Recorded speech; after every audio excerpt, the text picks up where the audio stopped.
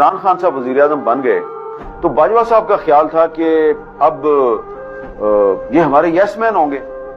تو میں نے جب عمران خان صاحب وزیر اعظم بن گئے تو میں نے ایک کالم لکھا، عمران خان آپ کا یس مین نہیں ہوگا، اور وہ کالم بھی اس میں شامل ہے. آپ کو یاد ہوگا کہ جب عمران خان صاحب وزیر اعظم تھے تو وہ جنرل باجوہ صاحب کی بڑی تعریفیں کیا کرتے تھے. جب وہ ان کی تعریفیں کیا کرتے نا تو ہم اس وقت پھر دلی دل میں مسکرایا کرتے تھے، اور ببانگ دوہل اپنے ٹی وی پروگرام میں، اپنے کالموں میں میں یہ کہا کرتا تھا کہ یہ بات چلے گی نہیں، کیونکہ باجوہ صاحب جو ہیں وہ عمران خان سے کچھ ایسے کام کروانا چاہتے تھے جو کہ عمران خان کرنا نہیں چاہتے تھے. اچھا، اب کام تو یہ بہت سے تھے، لیکن اس میں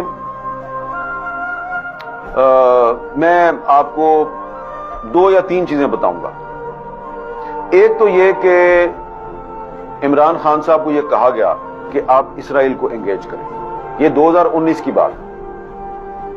تو عمران خان صاحب جو ہیں ان کے پاس بہت سے لوگ گئے اور انہوں نے ان کو یہ مشورہ دیا کہ آپ اسرائیل کو انگیج کریں. اس کی وجہ کیا تھی؟ وجہ یہ تھی کہ باجوہ صاحب کا خیال تھا کہ جو فروری 2019 میں پاکستان اور انڈیا کے درمیان ایک جنگ کی صورتحال پیدا ہوئی اور ایک ٹینشن پیدا ہوئی، تو اس میں اسرائیل جو ہے وہ انڈیا کے ساتھ تھا.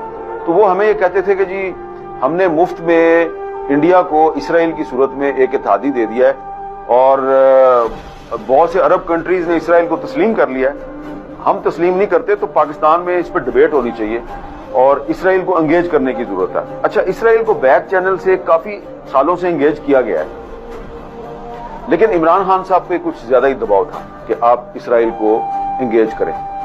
اور ایک میٹنگ تھی پرائم منسٹر سیکریٹریٹ میں، اور اس میں بھی موجود تھا اور بھی کچھ لوگ موجود تھے. وہاں پہ عمران خان صاحب کو یہ مشورہ دیا کہ آپ اسرائیل کو انگیج کریں.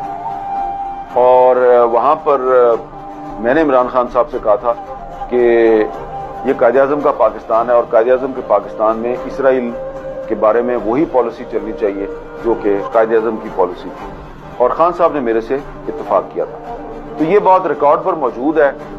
جب عمران خان وزیر اعظم تھے اس وقت میں نے یہ بات اپنے کالم میں لکھ دی تھی، اور بعد کے جو حالات و واقعات ہیں وہ کیا ہوئے وہ آپ کے سامنے ہیں.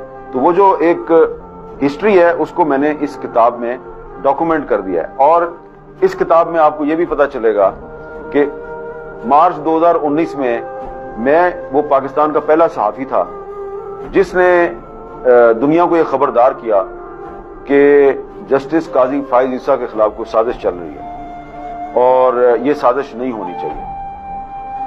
اور اس کے بعد پھر میں نے بار بار میں نے یہ خبردار کیا، 1 دفعہ نہیں، 2 دفعہ نہیں، 3-4 دفعہ میں نے کالم لکھ کے خبردار کیا کہ جو لوگ جسٹس قاضی فائز عیسیٰ کے خلاف ریفرنس دائر کرنا چاہتے ہیں وہ خود رسوا ہو جائیں گے. اور میں نے کالم لکھا تھا رسوائیوں سے ڈرتا ہوں، تو وہ بھی اس کتاب میں وہ کالم بھی موجود ہے. اور اس کے بعد پھر کیا کیا ہوا، کس طریقے سے جسٹس قاضی فائز عیسیٰ کے خلاف سازشیں کی گئیں.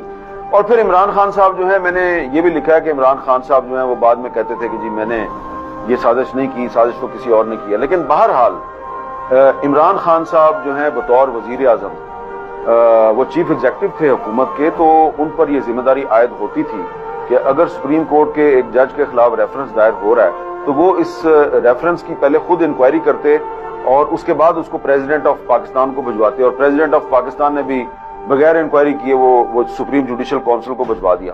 تو وہ جو سارے حالات و واقعات ہیں وہ بھی اس میں ڈاکومنٹ ہیں. پھر آپ کو اس میں یہ بھی پتا چلے گا کہ 5 اگست 2019 کو جو بھارت نے مقبوضہ کشمیر کی خصوصی حیثیت کو ختم کیا، اس کا اسپیشل سٹیٹس جو ہے اس کو ختم کیا، انڈین کانسٹیٹیوشن سے 370 اور 35A کو نکالا.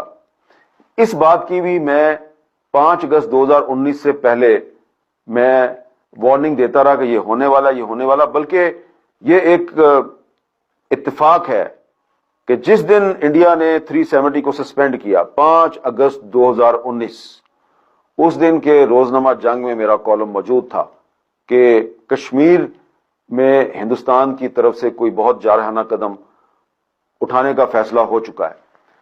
اس کی وجہ یہ تھی کہ ہمیں رائٹ لیفٹ سے پتہ چل رہا تھا کہ کچھ ہونے والا ہے، لیکن جو ہمارے ارباب اختیار تھے ان کو پتہ نہیں تھا۔